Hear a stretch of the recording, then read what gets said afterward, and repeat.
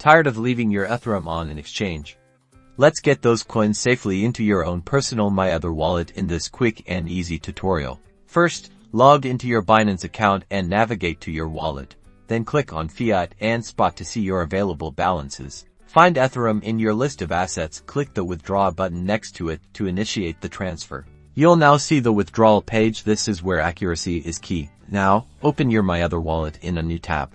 In MyEtherWallet, unlock your wallet and copy your Ethereum address. Double and triple check that this address is correct. Back on Binance, paste the copied address into the address field. Ensure that the network selected is Ethereum, as selecting the wrong network could result in permanent loss of funds. Enter the amount of Ethereum you wish to withdraw. Pay attention to the transaction fees displayed, as this amount will be deducted from your total.